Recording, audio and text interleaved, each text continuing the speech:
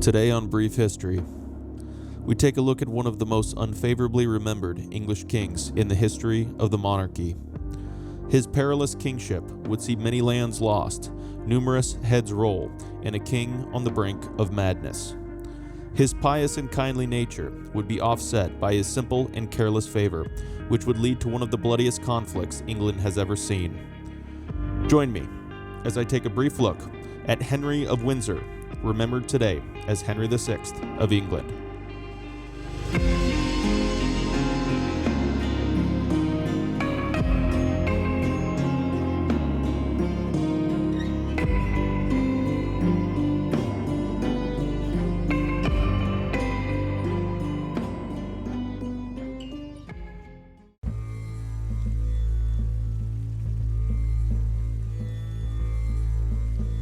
Henry was born on December 6, 1421, at Windsor Castle, from where his nickname would draw its origin. He was the son of King Henry V of England, and his mother was Catherine of Valois. He was the only child between his two parents, although his mother would go on to remarry and have additional children. They will come up briefly later in Henry's story. Henry became King of England at around 9 months old after his father died in France, besieging the town of Meaux. His father had made great strides in the name of England in regards to what is known today as the 100 Years' War, which was a war between England and France that had started in Henry's great-great-grandfather, King Edward III's time, and had been going on for approximately 85 years by the time Henry became king as an infant. Edward III had a passable claim to the French throne, and in the early part of the 100 Years' War, he had pushed this claim, and for concessions of land on the continent. Henry's father, many years after Edward III's time, had been very successful in his endeavors against the French, which was aided by Henry's maternal grandfather, King Charles VI of France's poor mental state. It was said that Henry's grandfather, Charles VI, went mad, and the subsequent political factions that arose within France due to his grandfather's madness gave Henry's father an upper hand in his attempts to secure land and power on the continent. This culminated in Henry's father winning great victories in the war, putting the French in a position to cede large swaths of land to England and recognize him as the heir to the French throne once the mad Charles VI passed away. Henry's father's successes in France also brought on the marriage to his mother, who was a daughter of the mad King Charles VI, and the marriage was part of the negotiations between his father and the French at that time.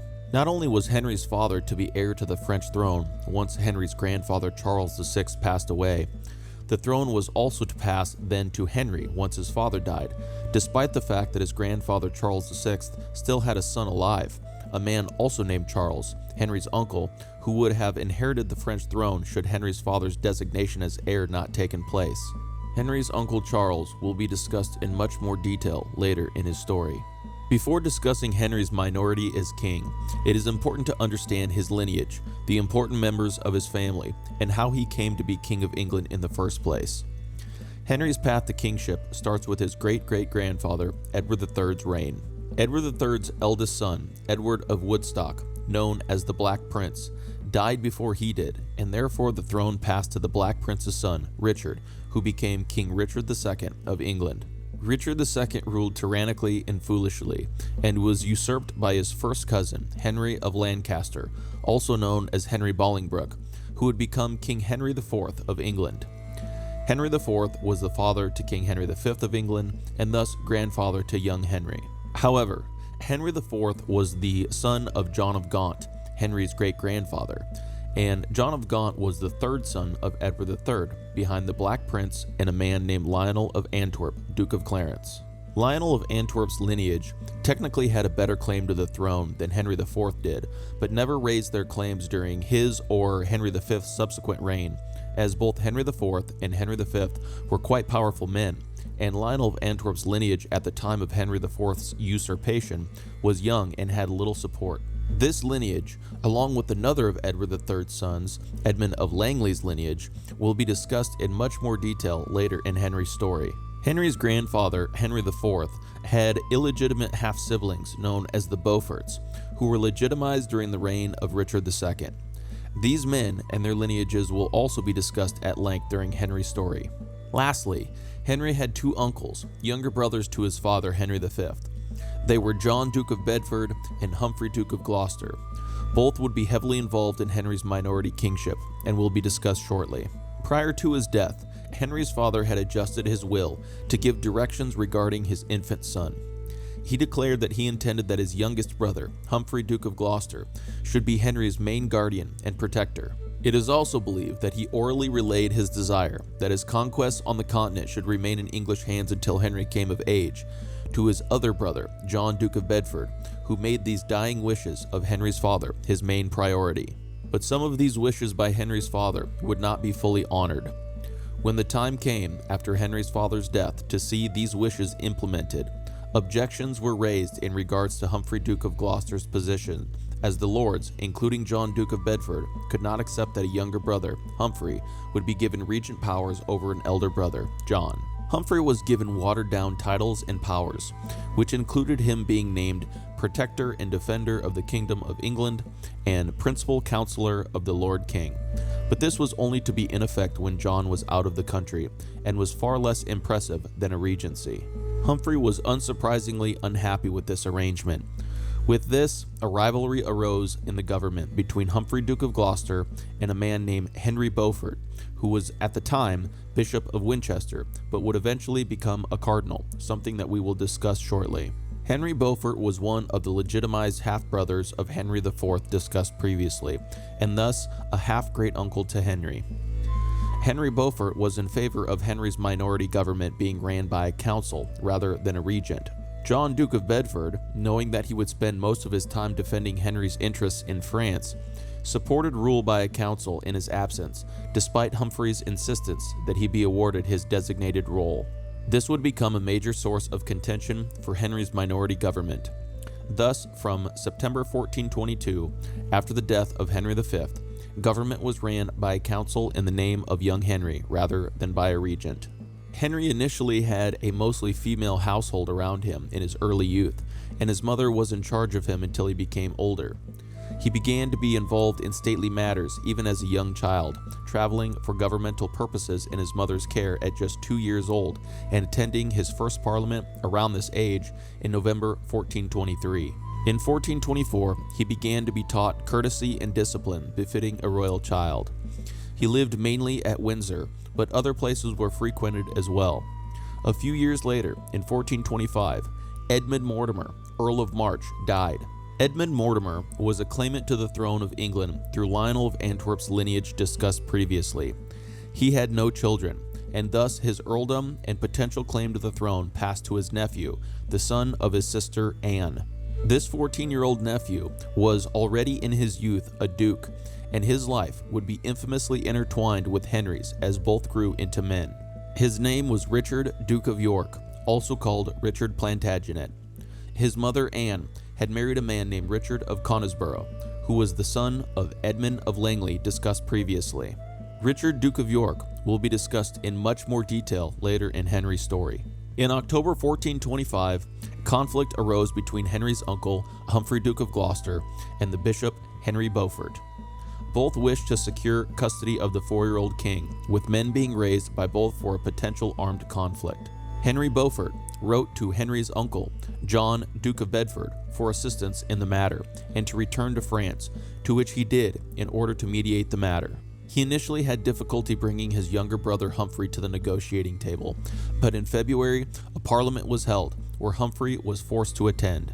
Here, after young Henry was removed from the proceedings, John, Duke of Bedford, was appointed commissioner, and the proceedings continued. Henry Beaufort denied allegations of treasonable acts that Humphrey had accused him of, to which his denial was accepted, but his actions to push to limit Humphrey's powers as a regent and thus humiliate him came at a cost. In humiliating Humphrey, he brought about his own destruction, as now, in the wake of arbitration, he himself was removed from his position as head of the council.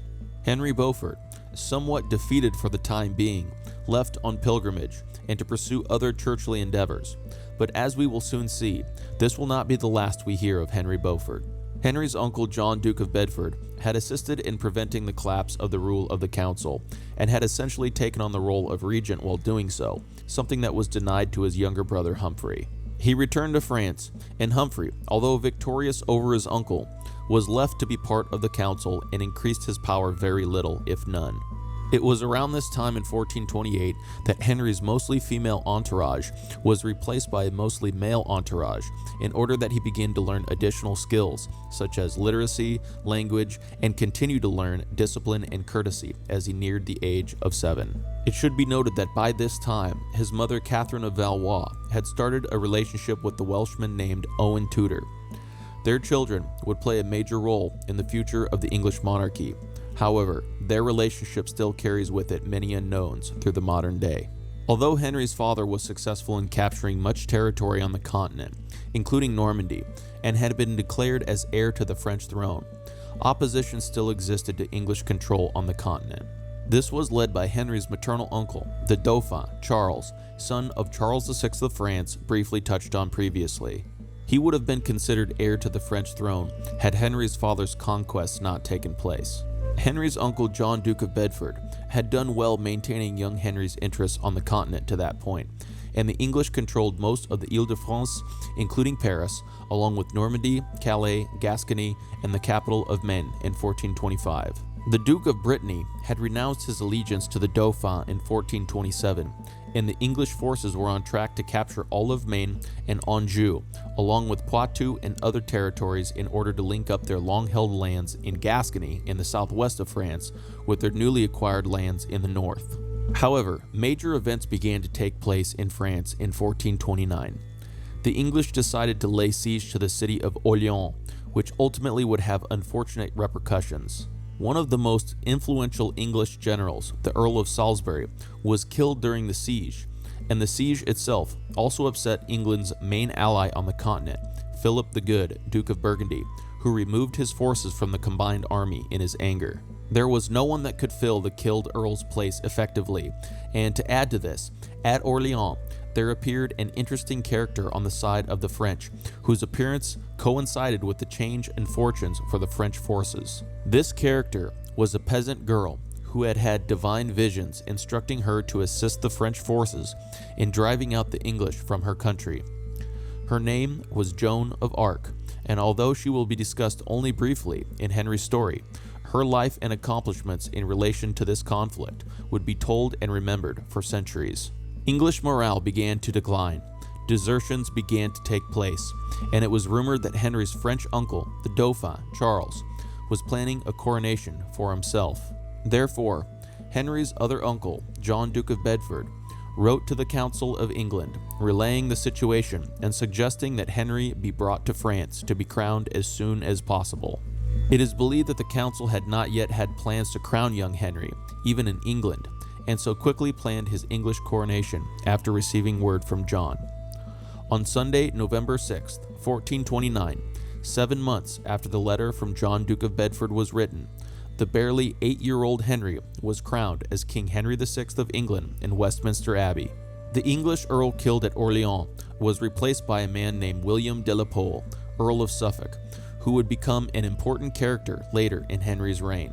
He lifted the siege, dispersed forces, and was eventually captured himself by the French.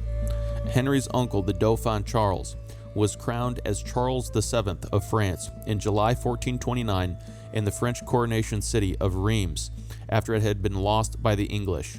It was apparent that Paris would soon be under siege, and very well may have fallen around this time if it had not been for the re-emergence of Henry's great-uncle, Henry Beaufort. Henry, in his exile, had been granted permission to accept the cardinalate. He was expected by the Pope to become a religious crusader against heresy.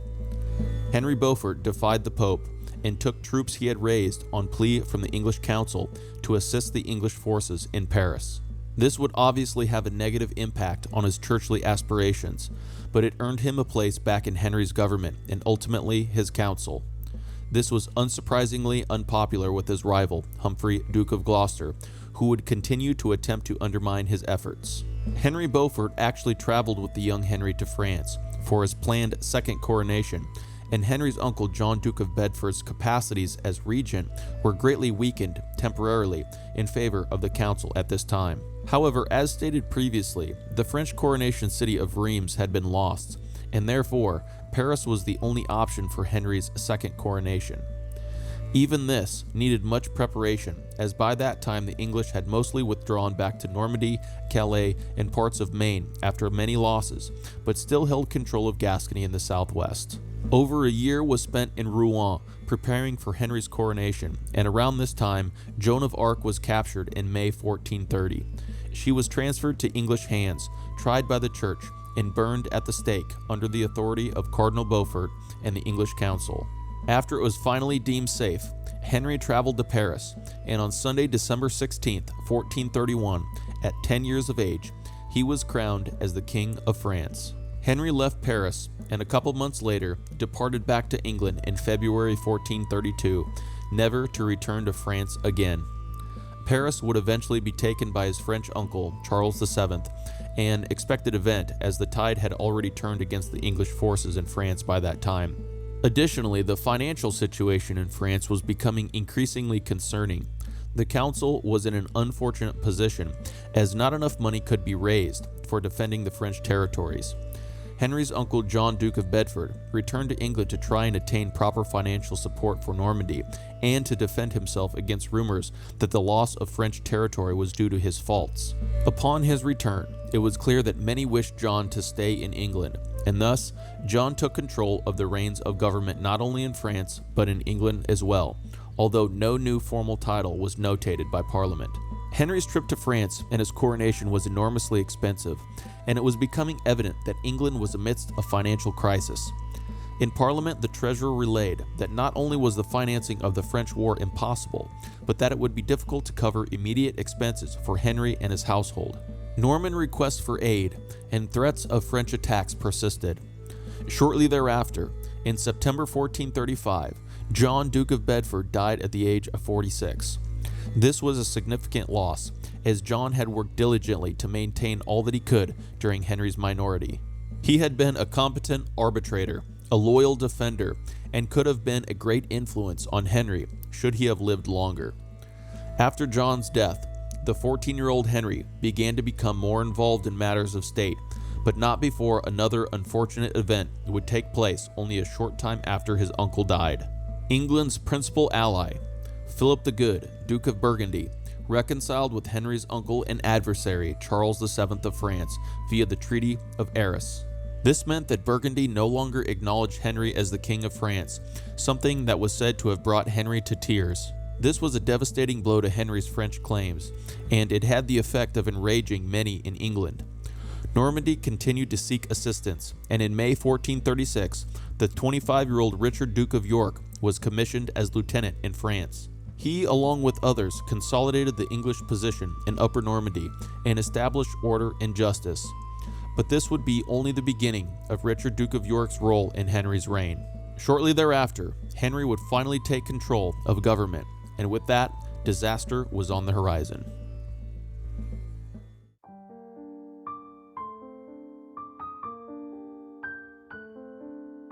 In November 1437, it is believed that the full powers of personal kingship were granted to the 16-year-old Henry, and his rule as king would begin. It is at this point that one must pause to recognize the imperfect nature of the telling of history and the differing opinions and interpretations that exist with regards to many historical people and events. Henry has long been portrayed throughout the centuries as an extremely pious individual, yet also as a simple, indifferent, and an ultimately weak king who was poorly advised and perilously influenced by those around him, and who gave little thought to the consequences of his actions. This has been challenged in recent years, with some claiming that Henry played a much more prominent role in the decisions that would ultimately lead to disaster, and was himself far more involved in decision-making than what the common understanding of Henry would lead one to believe. Many who believe this cite the fact that after his death, his name and image was propagandized by some of the future kings of England in order to add further legitimacy to their claims to the throne. Although this is a legitimate point, many have rejected this premise, and there are still many who generally accept that Henry was a quite pious figure who was either easily influenced or did not have the desire or capacity to make decisions on the important issues of his reign. Nevertheless, it is important to keep in mind that Henry's personality remains enigmatic and continues to retain a certain degree of mystery that may never be revealed. In referring to his piety, there are specific contemporary accounts of his behavior that lead to this picture of him being more interested in his soul rather than his realm. He was said to have visited and lived in monasteries in his youth more often than what was to be expected, although at least once this was for financial reasons.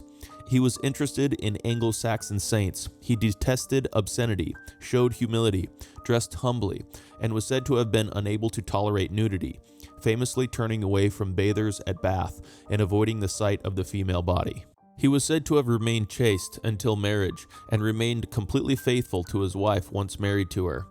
There are many sources that paint Henry in this light, so to discount this idea completely, some believe is improper. Perhaps the most famous examples of Henry's piety, and perhaps the greatest achievements of his reign, were the building of two substantial colleges, Eton College and King's College, Cambridge. Some suggest that perhaps others influenced Henry to begin these projects, but again, some believe there is evidence to suggest that Henry was the instigator, or even embraced it fully if it was suggested to him. He laid both foundation stones of the institutions and sought to make them both pilgrimage destinations by securing papal bulls granting special privileges to them. He also continued to divert a significant amount of funds to these building projects, despite being in tough financial situations, as touched on previously, as his reign progressed. These colleges were established in 1440 and 1441 respectively, and although construction continued well after his death, they remain to this day and are a concrete reminder of Henry's devotion. Up to 1437, when Henry took control himself, the governance of England had been conducted by the council, mostly from Westminster Palace. But after 1437, the center of government shifted to Henry's household, which began to travel continuously. This household would stay in castles, lodges, abbeys, and houses of the nobility, and also began to grow significantly, with the household retainers above the rank of squire or higher, more than doubling over 15 years, and therefore becoming the largest institution in the realm. His household influence stretched throughout the kingdom, as many of his household men lived in the shires and held offices there either in person or by deputy. Henry also had offices at his disposal, which went to household men or their suggested persons. Included in these offices were the offices of sheriffs and justices of the peace, which unsurprisingly began to be abused over time, causing resentment and anger amongst his subjects. With little royal family to provide for, some of his revenues of the crown lands available began to go to the household in addition to the fees and wages of office they carried, and grants and honors were bestowed upon many in the household as well. It is believed that he was being counseled by members of the household, something that carried dangerous precedence, as many of these men were seen as favorites. Although Henry ultimately had the final say in decisions, many believe that he was greatly influenced during his majority reign by these favorites. Henry's behavior began to be concerning to many great officers, as he began to show how inept he was at making decisions. He would foolishly grant pardons and sell lordships, and oftentimes showed himself incapable of settling disputes in a competent way. One man who was heavily favored by Henry was William de la Pole, Earl of Suffolk, discussed previously, who had replaced the killed Earl at the siege of Orleans and subsequently been captured by the French. He was ransomed and began to acquire many major offices and lands along with revenues above and beyond others around Henry as he fell into his favor. Problems began to arise as crime increased throughout the shires, and many blamed the favor Henry showed towards his household as the driving factor behind the decreasing pursuit of justice against these crimes. Areas where lords were not present due to being constantly employed at the center of Henry's service saw the worst of it. Many disputes and quarrels arose, and these disputes many times were not properly mediated. Additionally, the war with France was obviously still in a worrisome state, and Henry's poor decision-making or unwise heeding of advice would lead to further significant loss. Negotiations were opened up for the first time at Gravelines in 1438 and 39, and was led by Cardinal Henry Beaufort, who was given the full powers to negotiate on Henry's behalf. He was given written formal instructions on the limited concessions he could offer, which included releasing Charles, Duke of Orleans, who had been in English captivity since the Battle of Agincourt, for substantial ransom. However, Cardinal Beaufort was also given secret instructions from Henry, which included possibly ceasing the use of the title King of France, which would have been extremely unpopular in England. After negotiating, Cardinal Beaufort sent back an offer that a long-term truce would be put in place if Henry ceased using the title King of France and if the Duke of Orleans was released without ransom. The council in England, led by Henry's uncle Humphrey, Duke of Gloucester, refused these terms, and Henry was pressured to deny the request. However, within a year, Henry did release the Duke of Orleans without ransom, believing that he could assist in negotiation with his uncle Charles VII, something that was publicly criticized by Henry's uncle Humphrey, Duke of Gloucester. Peace due to the Duke of Orleans' release was not to be, and it ended up that the English lost a substantial bargaining chip for little if nothing. Eventually, many in England wished to simply consolidate what was still held in Normandy and Maine, and nothing more, at least in the newly acquired lands in the north. But by that time, Richard, Duke of York, had ended his lieutenancy in Normandy, and it was clear that there was a degree of reluctancy to involve Richard in future business on Henry or his advisor's part.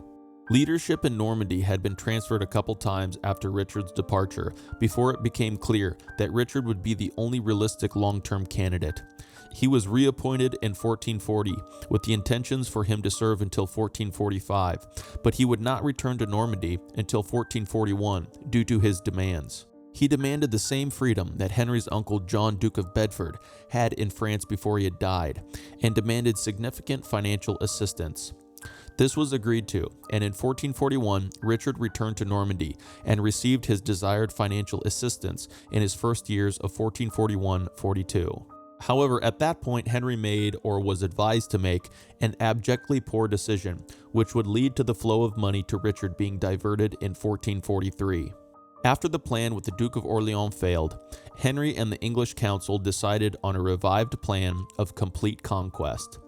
This plan is believed to have been partially formed based on the requested assistance from Gascony in the southwest of France, but nevertheless was to be led by the ailing and incompetent John Beaufort, Duke of Somerset, who was the nephew of Cardinal Henry Beaufort. John looked to expand his personal dominions in Maine and Anjou and led a campaign through this territory, only to fail to find any French force to fight, potentially upset the English ally Brittany, and return to Normandy in failure and disgrace. He died in 1444, some believe by his own hand, due to the despair he felt over the failed campaign. This campaign was a disastrous failure, and in addition, the cessation of financial backing to Richard, Duke of York in Normandy led to resentment between Richard and the Beauforts, something that will be a common denominator in future struggles. Henry again now looked towards peace and appointed one of his favorites, William de la Pole, Earl of Suffolk, along with others to conduct the peace negotiation at Tours. This time, a marriage was arranged for Henry to Margaret of Anjou in 1444, but only in return for a 21-month truce and a promise for additional negotiations. Additionally, the Duke of Brittany was reflected in the truce as an ally of France, not England, something that would become of great importance, although it should be noted that England would try to later remedy this situation. Henry and the dowerless Margaret were married in 1445. At the subsequent negotiations, Henry and/or his advisors, including William de la Pole, agreed to cede the English lands in Maine, which provided a buffer zone for Normandy. The ceding of Maine was intended to be made to his father-in-law, and in return for a 20-year truce between England and Anjou. This was also hoped to bring about swifter peace between Henry and his uncle Charles VII. Of course, it was naive to believe that that would be the case, and again, it was incredibly unpopular in England, as it was believed that Henry was influenced by his wife Margaret. Around this time, Henry allegedly believed that his uncle and heir presumptive, Humphrey, Duke of Gloucester, was planning to usurp the crown and have him killed. Although it is believed that this may have been brought on by the advising of William de la Pole, shortly to be Duke of Suffolk, Humphrey was nevertheless arrested and died shortly thereafter in captivity. It was believed that he died from despair, or a stroke brought on by stress from the situation. However, many point to the fact that Henry may have been influenced to take action against his uncle due to the fact that Humphrey most likely would have done all that he could to prevent the surrendering of Maine at this crucial time. It is also important to note that Cardinal Henry Beaufort died in 1447 as well. Maine would eventually be handed over, actually quasi-taken by the French, but at a later date in 1448. Richard, Duke of York, had returned home in 1445 to defend his reputation, and in his place, the younger brother of the disgraced John Beaufort, Duke of Somerset, replaced him. His name was Edmund Beaufort, and he was created the new Duke of Somerset after his elder brother's death. He was appointed as lieutenant in 1446, but did not arrive in Normandy until 1448. Shortly thereafter, in 1449, Henry's uncle Charles VII of France would cite the capture of fortresses in the Breton Marches as a breach of the truce, as he considered Brittany his ally. He would then subsequently begin a campaign to drive the English from Normandy.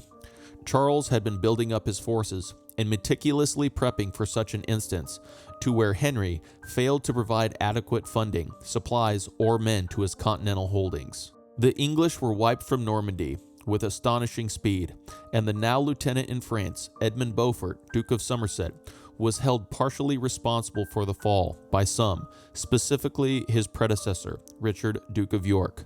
Things were beginning to come undone for the 29-year-old Henry, but as we will see, things were to become much worse.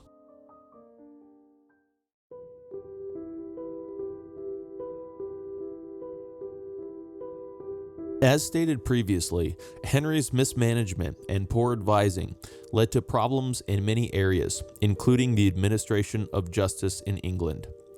Public perception viewed Henry as specifically distributing wealth and favor to those immediately around him, only because they had access to him, not because they were receiving just rewards for their service to the crown. But although Henry was clearly incompetent, one could not criticize him, as the only logical conclusion would be to challenge his authority to the throne, and thus be open to the charge of treason. By that point, there was no standout alternative to Henry. Thus, the Commons chose to go after Henry's close supporters, and placing the blame for the loss of Normandy would become a major tool used to accuse those around Henry, and would persist through the rest of Henry's time as king. The Commons impeached the Duke of Suffolk, William de la Pole, who had also been involved in the negotiations to cede Maine, and accused him of a long list of charges, including treason and corruption. Henry attempted to assist de la Pole by refusing to declare him innocent or guilty, and banishing him for 5 years. However, on his trip into exile, his ship was intercepted by sailors from the ship Nicholas of the Tower, and he was subjected to a mock trial at sea in defiance of the royal safe conduct and authority. He was executed by beheading in a small boat on the water, and his body was thrown onto the Kentish shoreline. In addition to going after Henry's advisors, the Commons also pushed for what was called resumption, which essentially meant that Henry was to take back many of the material benefits which had been given, including grants of offices and lands that de la Pole and other favorites had gained over the years. This resumption was agreed to, although there were many exceptions, and a scramble for new leases ensued. Some who were away at the time, including Richard, Duke of York, lost significantly from these changes.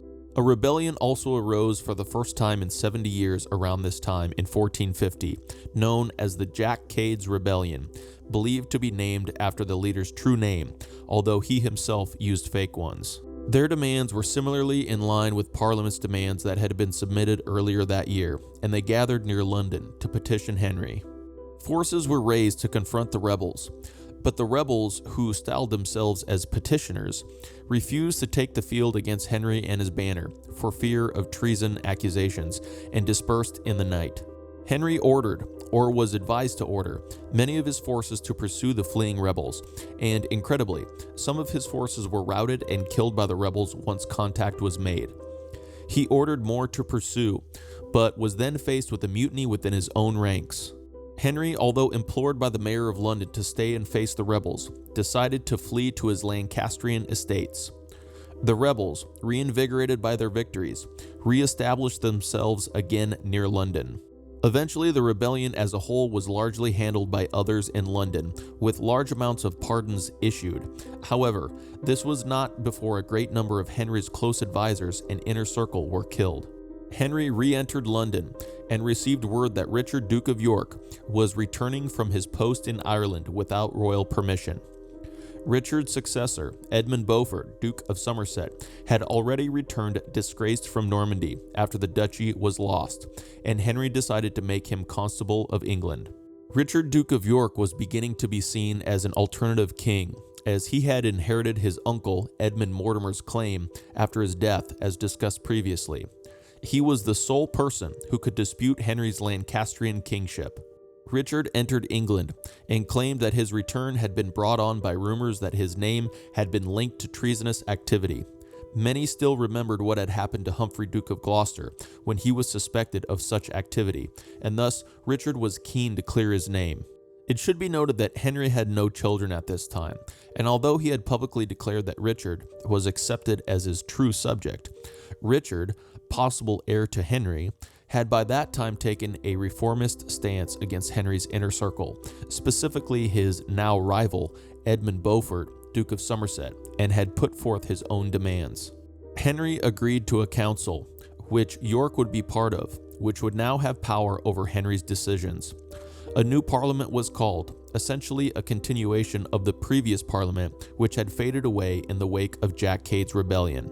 Much was the same, other than the fact that the Commons now had Richard on their side, and the focus of blame had been moved from the executed William de la Pole, Duke of Suffolk, to Edmund Beaufort, Duke of Somerset. Resumption was again requested. But things shifted politically at this point for Henry. His royal application of justice now altered. The previous policy of clemency, which had been shown to the Cade rebels, was now no longer acceptable. Instead, aggressive suppression and revenge would be the intention. Henry cancelled all that had been agreed to with Richard in regards to the council, and set out on a judicial campaign to punish those in Kent involved in Cade's rebellion. Henry and his entourage, headed by Edmund Beaufort, Duke of Somerset, began executing many in Kent, something that had been deemed as the harvest of heads. He reaffirmed Richard's appointment in Ireland and responded to Parliament's request, to which he removed some of, but not all of those around him, and again annulled the grants through resumption. This was a major concession to public opinion, and Richard, Duke of York, was one who was greatly affected by this yet again.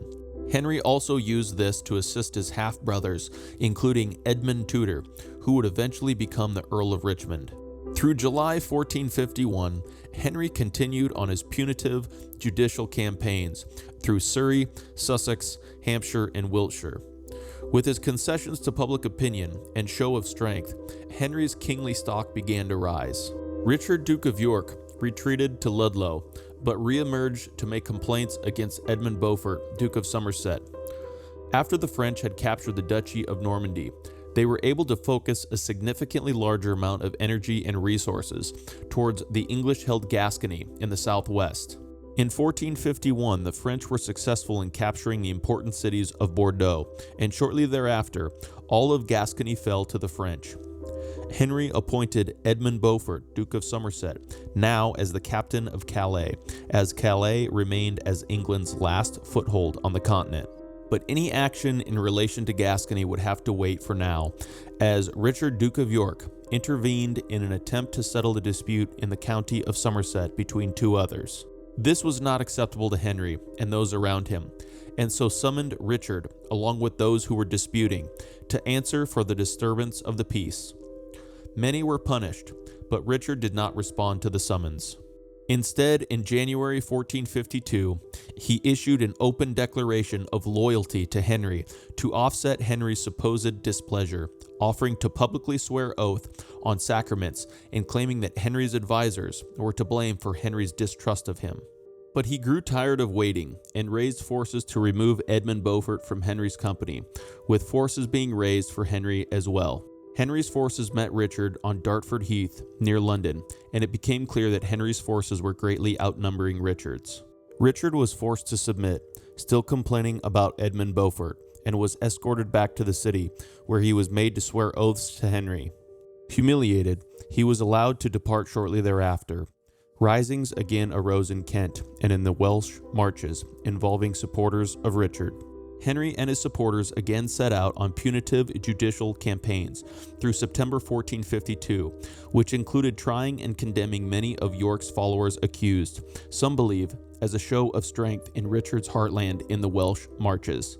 Around this time, Henry and his advisors received an embassy from Bordeaux, offering to return to the side of the English, as the French had a difficult task on their hands in maintaining Gascony, an area that had been loyal to England for centuries. Henry sent an expeditionary force under the command of John Talbot, Earl of Shrewsbury, who was able to recapture Bordeaux. Henry, who had been refused taxation previously, was now granted it in 1453 due to his change of fortunes at home and in Gascony. In addition, a child was conceived, who would be born in October of that year. Things seemed reasonably well in order for Henry after defeating rebellion, conceding to public opinion, and gaining in France. But soon this sense of order would be thrown into chaos, and devastating consequences would arise for those unfortunate enough to be involved.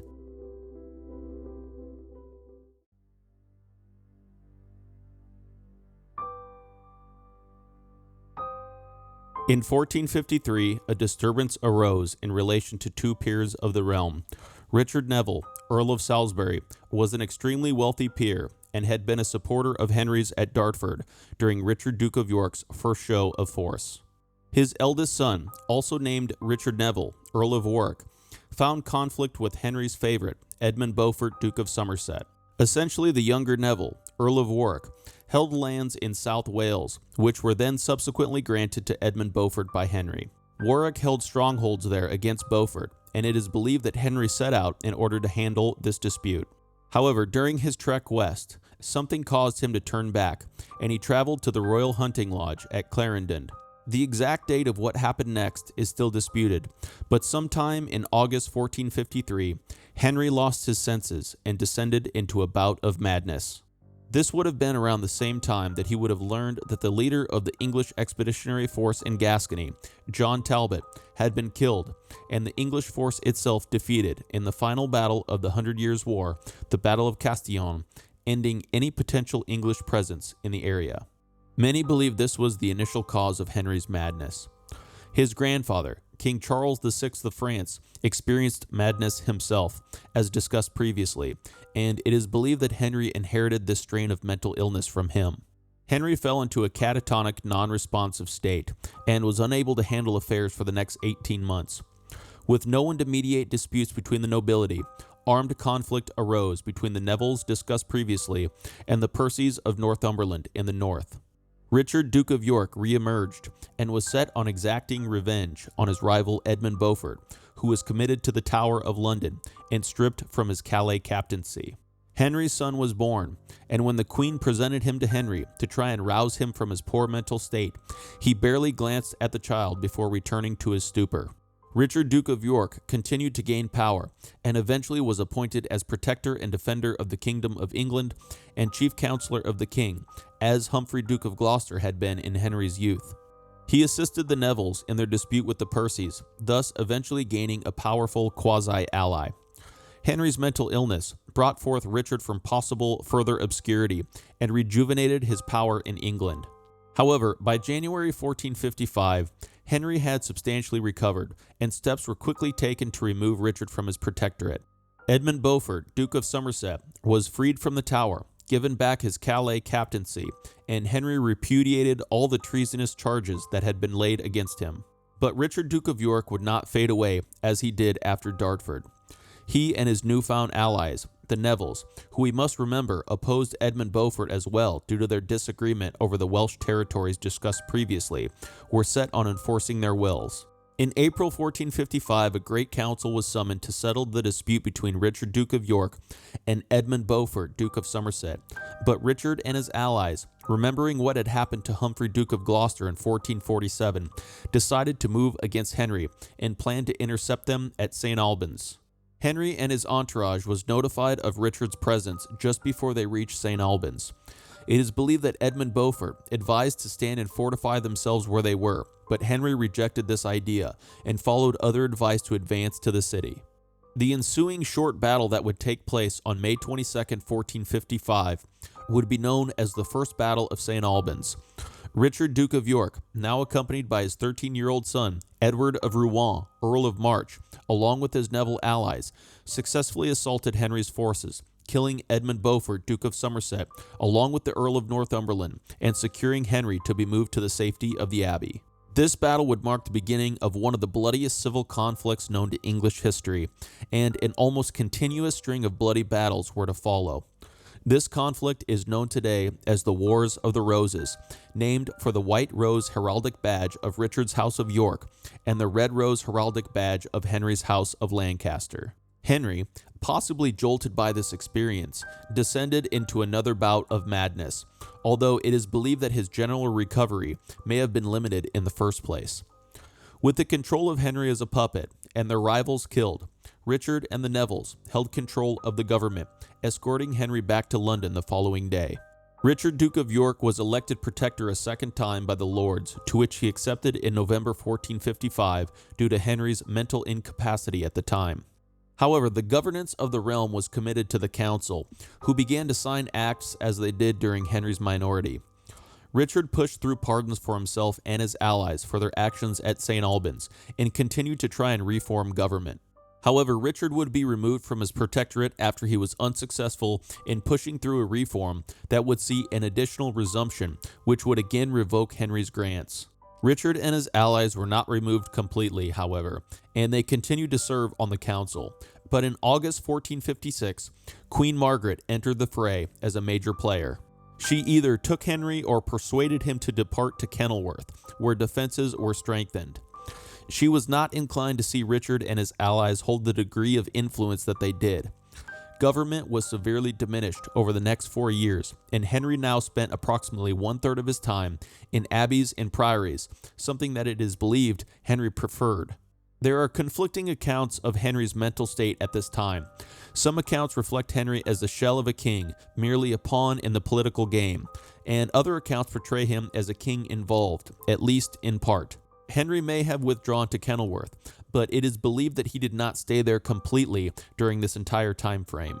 In August 1456, Richard seemingly still held a degree of respect with Henry, at least publicly, but Queen Margaret's detestation of Richard was ever growing, and she saw fit to champion the rights of her infant son, Prince Edward of Westminster. This soon would boil over into conflict, as we will soon see. It is believed that after May 1459, after Henry withdrew yet again, Queen Margaret principally controlled Henry's movements and actions. Richard, Duke of York, and his allies were not able to criticize Henry for fear of being accused of treason, but they also, in the same respects, were unable to criticize the Queen for the same fears, and thus again directed their aim towards the earls surrounding Henry. Word began to circulate that Richard wished to take the throne, and military preparations began in Henry's camp. A great council was summoned, to which Richard and his allies did not appear. They were then indicted for treason at the Queen's behest. Richard and his Neville allies, the elder Richard Neville, Earl of Salisbury, and the younger Richard Neville, Earl of Warwick, faced with opposition, attempted to meet up and join forces. However, the elder Richard Neville, Earl of Salisbury, was intercepted by Henry's/Queen Margaret's forces. Although Margaret's forces were larger, they were defeated at the Battle of Blore Heath in Staffordshire in September 1459. Henry and his army set out to confront Richard and his Neville allies, and found them in October near Ludford. Henry had been instructed to sit on a horse in armor with his banner displayed, and this ruined morale in Richard's camp to a degree and caused some of Richard and his allies' men to defect. During the night, Richard's army disbanded, and Richard escaped to Ireland, while the Nevilles and Richard's son, Edward of Rouen, Earl of March, escaped to Calais. This is known today as the Rout of Ludford. However, the younger Richard Neville, Earl of Warwick, held great naval power in the English and St. George's channels, and thus the men were able to continue to communicate freely. Soon plans were formulated to form a force, yet again to gain control of Henry. Of course, as was the case in previous instances, their aim was to remove Henry from the evil counselors and traitors that surrounded him. Queen Margaret proceeded with parliamentary attainder against Richard, his son, and the Nevilles, among others, which would strip them and their heirs of their offices and lands. This was not particularly something that everyone agreed with, as custom stated that even in treason situations, the heirs and families would retain their lands. By June 1460, the first moves were made when Richard's son, Edward, Earl of March, and the Nevilles crossed the Channel, landed in England, began to gain support from Kentish recruits, and marched towards London. They took London with the exception of the Tower, and leaving the elder Richard Neville, Earl of Salisbury, in charge of London, set out to locate Henry. They found him and his army on July 10th near Northampton. Negotiations were attempted and failed, with a battle, known as the Battle of Northampton, taking place in the torrential rain later in the afternoon. The Yorkists were successful, killing many leading nobility in the process and capturing Henry, who was found in a tent. Henry was moved to London, with the Tower surrendering around the same time. Richard, Duke of York, was still in Ireland and landed 10 weeks after his son and the Nevilles did in the south of England. Upon his return, he began to display the whole arms of England instead of just his Yorkist arms, to which he previously displayed. In essence, Richard was claiming the throne of England, but this was not what the Nevilles had agreed to. The Nevilles disagreed with Richard over the unexpected act, but it didn't matter, as Richard was set on claiming the throne.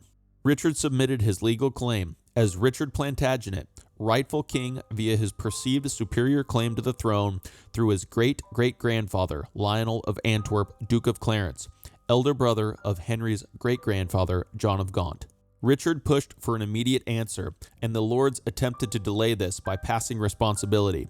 Finally, after continued insistence from Richard, a compromise was reached, known as the Act of Accord. This act stated that Henry would continue as king until his death or voluntary abdication, but would disinherit his son, Edward of Westminster, in favor of Richard and his heirs. Richard and his heirs were to swear oaths to Henry in return. Henry, isolated and feeble, agreed to this proposal. He signed away all his power and dignity, but the battles so infamously remembered as part of the Wars of the Roses were far from over. Richard, Duke of York, was to be given as heir the same obedience that Henry was shown, and he was immediately styled as protector for Henry's lifetime by authority of Parliament. Queen Margaret, the young Prince Edward of Westminster, around 7 years old in 1460, and certain other earls were not involved in this process and remained as serious opposition to Richard and his allies. Queen Margaret and Prince Edward traveled to Scotland, attempting to arrange for military aid against Richard. However, in December 1460, Richard, Duke of York, one of his sons, and the elder Richard Neville, Earl of Salisbury, were surprised and defeated at the Battle of Wakefield in northern England. Richard and his second son Edmund were killed, and the elder Neville, Earl of Salisbury, was captured, shipped to Pontefract Castle, and was killed shortly thereafter. Richard's head was displayed over York City Gate wearing a paper crown, and although Richard had been one of the leading men in opposition to Henry, and was also now Henry's heir, this did not end the war in the slightest. In fact, his cause was taken up by his son, Edward of Rouen, Earl of March, who now had a perceived legal justification for his attempts to usurp the crown, as Henry was blamed for breaking the compact which had been agreed to between Henry, Richard, and his allies. Edward of Rouen, Earl of March, now became the Duke of York and took the lead in pursuing the Yorkist interests. Edward engaged Lancastrian forces at the Battle of Mortimer's Cross in February 1461, to which he captured and executed Henry's stepfather, Owen Tudor. Meanwhile, the Queen's forces, which included her newly found Scottish allies, marched south, intent on retaking Henry in London. The younger Richard Neville, Earl of Warwick, was in charge of London at this time, and he decided on a proactive approach to block the Queen's forces from reaching the city. He brought Henry with him to St. Albans, where Henry had been taken by the Yorkists years prior, and a defensive position was set up. However, the result of the Second Battle of St. Albans would be in favor of the Queen and the Lancastrian cause this time around.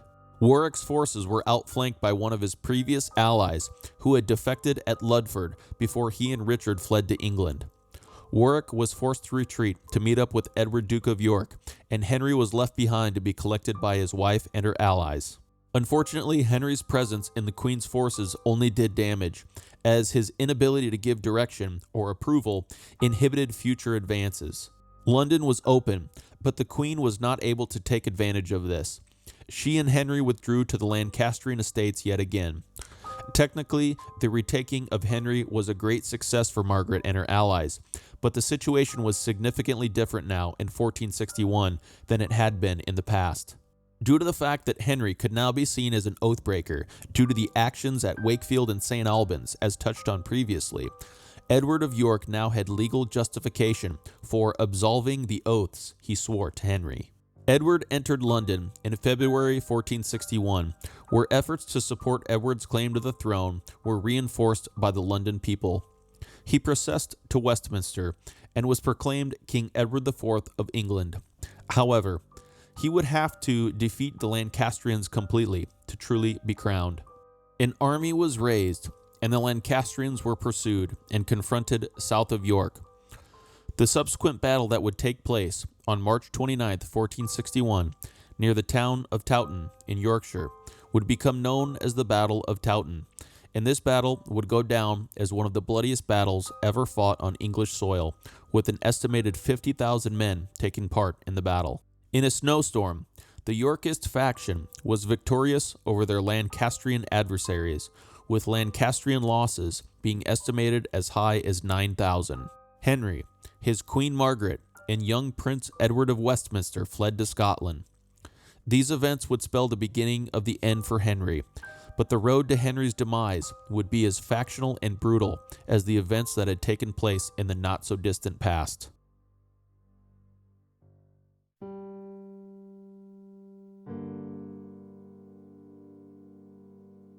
Henry, in his exile, was initially housed at Linlithgow Palace.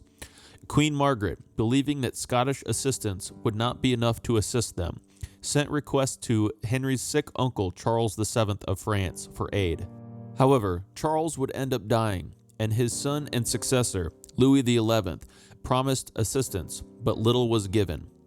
Margaret then herself traveled to Brittany in 1462, again looking for assistance, to which she was able to successfully raise a French force in return for mortgaging Calais. She picked up Henry and some Scottish reinforcements before landing at Bamborough, capturing some garrisons, but the campaign soon stalled. They attempted to sail back to Scotland, but were shipwrecked in a storm and barely escaped.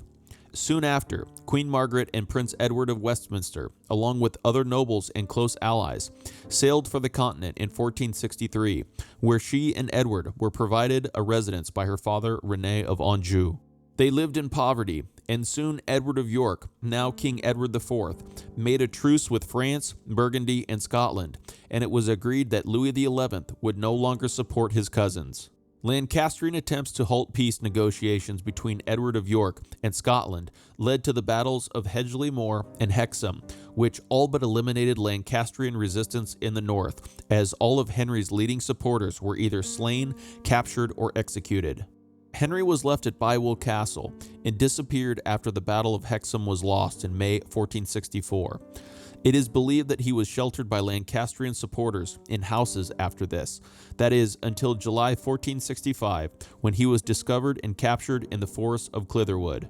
He was brought to London, paraded through the streets, and brought to the Tower.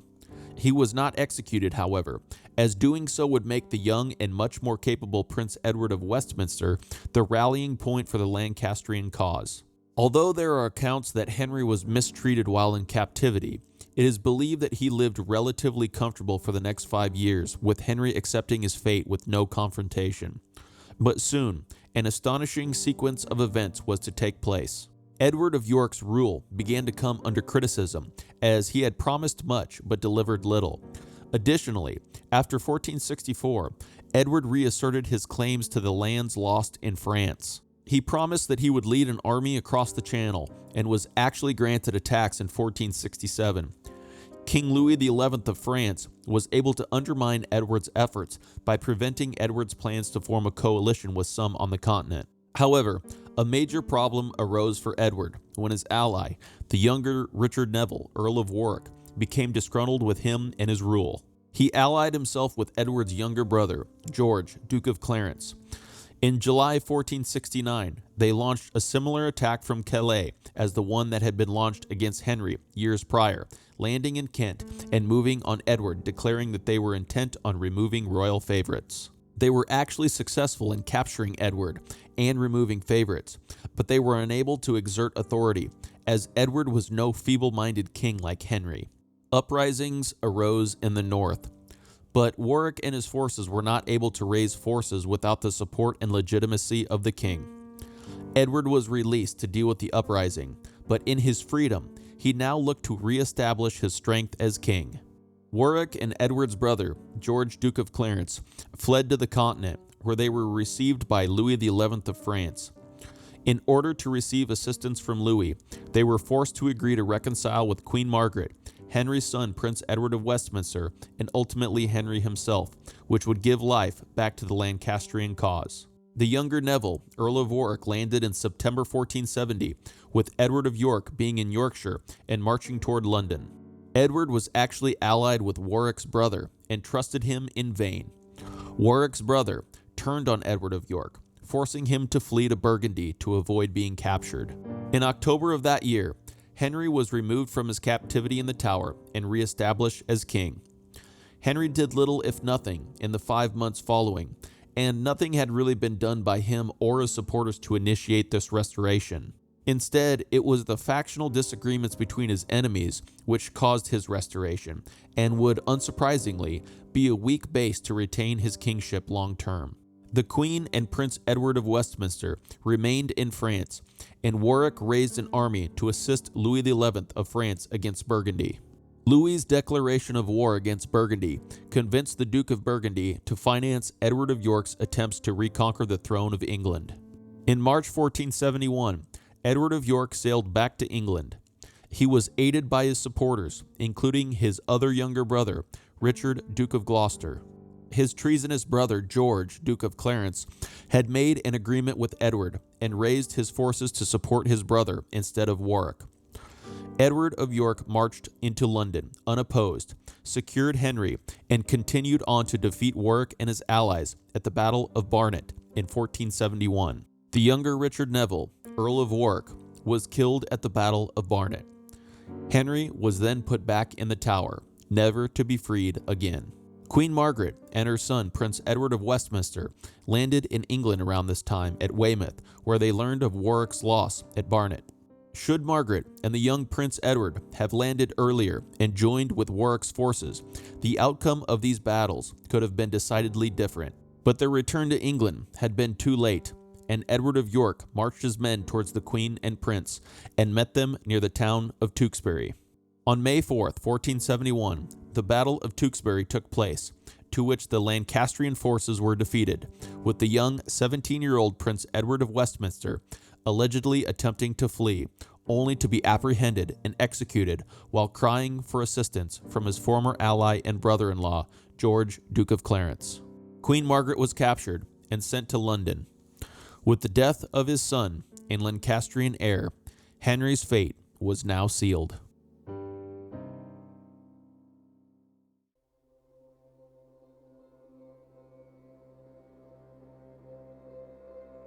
With the death of Prince Edward of Westminster, there remained no need to keep Henry alive, and soon it was determined that Henry must be killed. The circumstances surrounding Henry's death remain muddied, but it is believed that King Henry VI of England was killed in the Tower on May 21st, 1471, on Edward of York's order. Yorkist accounts claim that he died of displeasure, but of course this is considered Yorkist propaganda.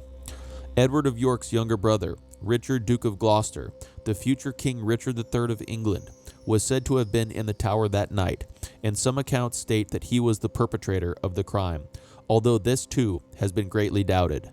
Whatever the case, Henry surely met a violent death, and the manner of Henry's death will most likely remain unknown. Henry was taken to be buried at the obscure Chertsey Abbey in Surrey, as it was hoped that Henry's memory would fade away. But Henry in death became almost a more formidable opponent than in life. Within 2 years, a cult to Henry's memory had been formed, with many miracles eventually being reported at his tomb in Chertsey, including cures for madness, blindness, deafness, among many other things. Edward of York himself attempted to stop the pilgrimages to Henry's tomb from taking place, and the image of an innocent and pious king flourished with the further usurpations that were to follow Edward of York's reign.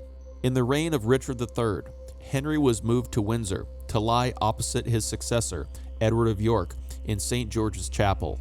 Henry's half-brother, Edmund Tudor, before he died, had married Margaret Beaufort, the daughter of the disgraced John Beaufort, Duke of Somerset, who led the unsuccessful campaign in Anjou and Maine and allegedly died at his own hand. Their son, and Henry's nephew, named Henry Tudor, would defeat Henry's alleged murderer, Richard III of England, in 1485 and become Henry VII of England. He would lobby for his uncle Henry's canonization with 3 successive popes, and would further Henry's reputation as a pious, innocent, yet weak and feeble king in order to discredit the Yorkist claim and promote his own. Henry's canonization very well may have become a reality in time. However, with Henry VIII's break with the Catholic Church, Henry was not to be declared a saint. Henry's tomb can still be seen near the high altar in St. George's Chapel at Windsor to this day. The reign of Henry VI is surely one of the most compelling reigns remembered in English history. The events that took place set the foundation for significant changes in the succession of the English monarchy and shifted the course of history in a major way. Yet Henry's time as king remains also one of the most nuanced periods in English history. To what degree Henry was truly involved in the decision-making that led to disastrous consequences all those centuries ago, and to what degree he was truly affected by his mental illness can never be truly known. Regardless, there is a level of responsibility that deserves to be laid at Henry's feet. Whether you see him as a feeble-minded, pious fool, or as a propagandized martyr, the burdensome weight of kingship was, unfortunately, his and his alone to endure, and this is something that he most certainly can be seen to have failed at dealing with. Perhaps Henry was a good man, even a great man, but he was not a good king. There are very few good things that came from Henry's reign, his founding of Eton and King's College, Cambridge, being among those things. But these few positive accomplishments are greatly overshadowed by the vicious hostility that arose with the Wars of the Roses in the latter part of his kingship, which would continue to be fought decades after Henry's demise.